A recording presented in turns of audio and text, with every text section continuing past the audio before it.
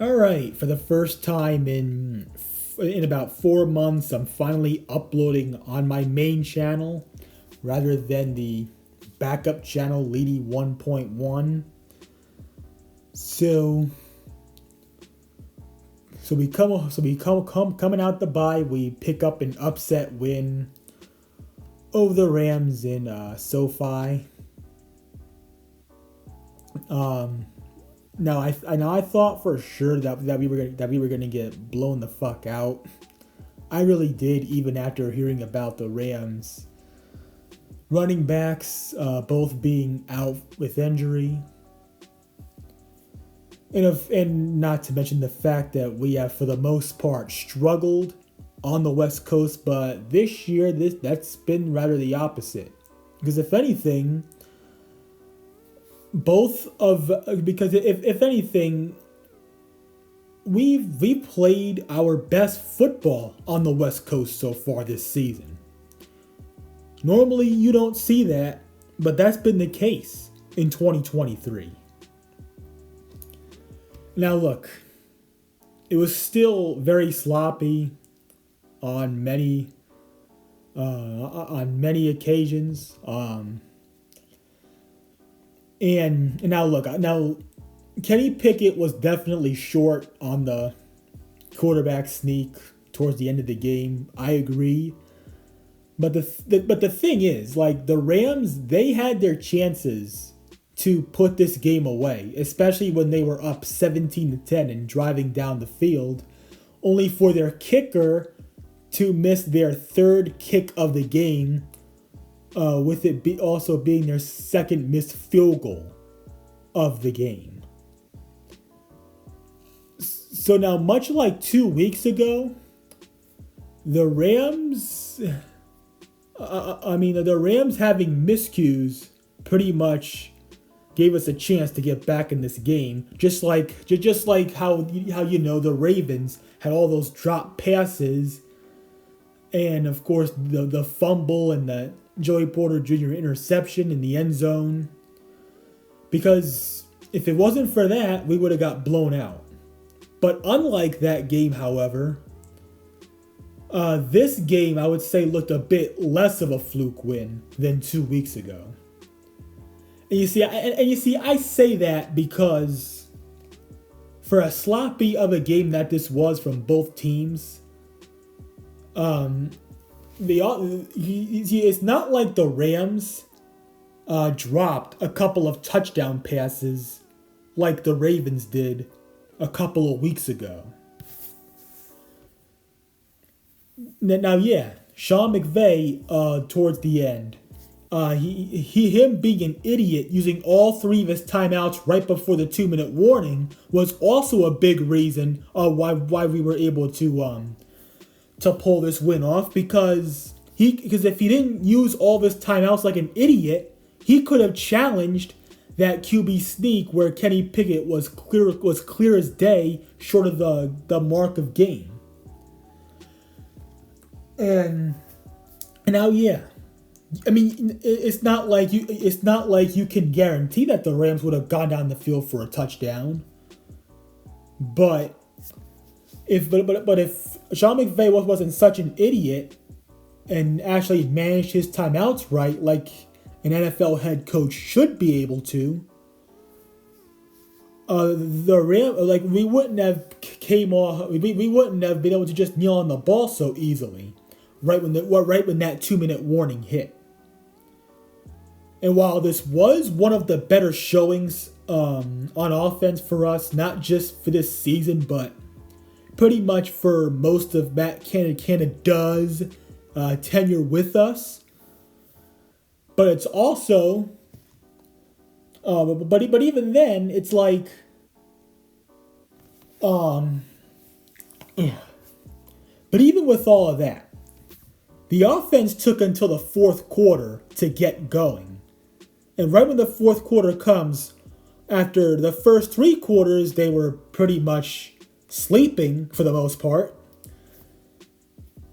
The offense looks like what we saw in the second half of last year when they were grounding and pounding the ball, because we had 3 rushing touchdowns throughout the whole second half of this game. We had like 191 yards of offense in the fourth quarter alone, outscoring the Rams 14-0.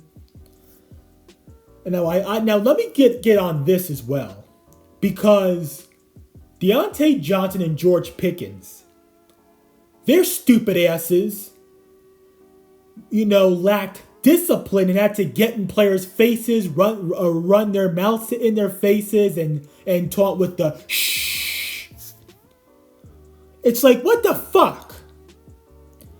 It's like, what are you thinking? Because on one of them, because when Deontay Johnson did that bullshit taunt right after Ahkello Witherspoon, our former player, might I add, got called for a DPI that really shouldn't have been called, if you ask me. While we get away with that, Deontay Johnson takes away the automatic first down because he wants to brag as if he's some elite wide receiver when he's not even top 30 in his position. Because yes, even though Deontay had a rather good game, for as much as I don't like him, even when he has a good game, he always had to do something stupid.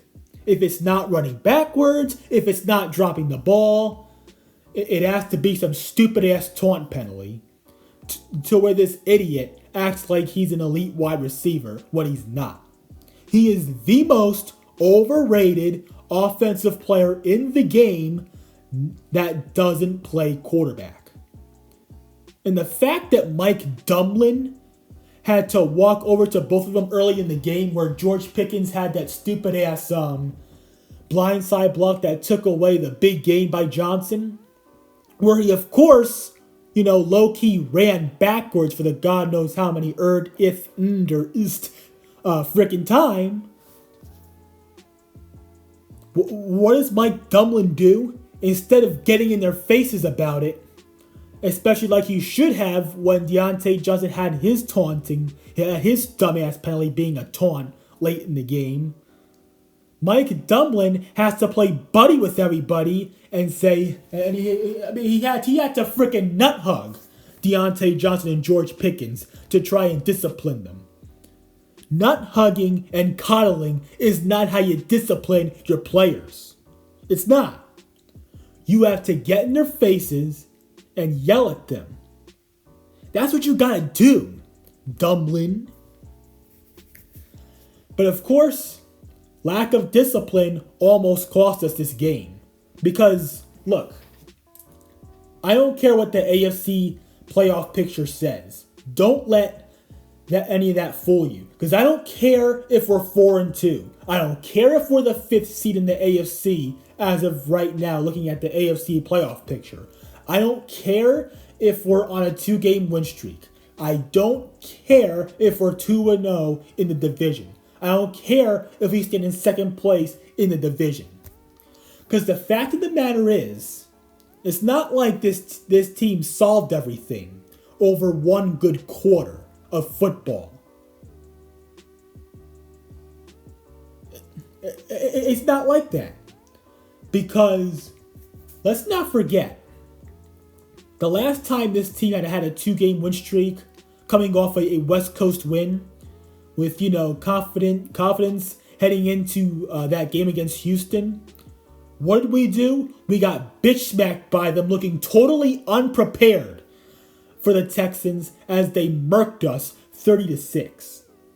So I'm not gonna let let our 4-2 record fool me. I'm just not gonna let it fool me yet.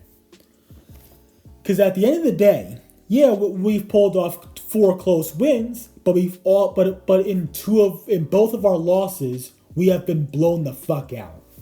We've been blown out. So I'm still not impressed with this team, even though they showed some improvement in this game. So nonetheless, it was another ugly win. I mean, probably better than most of what we've seen this season, so I guess I'll take the win. along with the fact that I was negative heading into this game. I will say that, but still, this team is still far from elite. But now we have a 3-game homestand coming up against Jacksonville, then the Titans on Thursday night, and then we finish it off with the Packers. For as much as I love to see us win all 3 of those going into that Week 11 game against the Browns in Cleveland, for as much as I'd like to see us be 7-2 heading into that game, the simple fact is I just don't see it happening because Jacksonville is I think they're just too tough for us. So I think we'll take 2 out of 3 of the 3-game homestand. I love to see us get all 3, but I think we're going to get 2 out of 3. Because Jacksonville, they seem to have our number when they play us in Pittsburgh. And for as crazy as this may sound, if we were playing the Jags in Jacksonville, I would actually be a bit more confident against them. And the ironic part of playing Jacksonville next week is this. Obviously, we're playing them in Pittsburgh next week, right? But if you look at the AFC playoff picture, the AFC playoff picture tells you if the playoffs started today, we would be playing the Jaguars, except it would be in Jacksonville. But the thing is, the Jaguars are a much better team than we are. And now, yes, I know I had the same feelings going into this game, but the Jags are a much better team than the Rams are. Truth be told. Their quarterback, much better than ours. Their head coach is better than ours. I mean, the Jags are just all around a better team than us. I hope I'm wrong, but I don't think we're beating Jacksonville next week. Especially with how we played most of the first 3 quarters of this game against the Rams. So that'll pretty much do it for this video. 4-2, second place in the AFC North. But as I said, I'm still not that impressed with this team. We still got so much shit to work on. I mean, our 4-2 record still looks rather misleading. And I'm going to end it there. I'm out.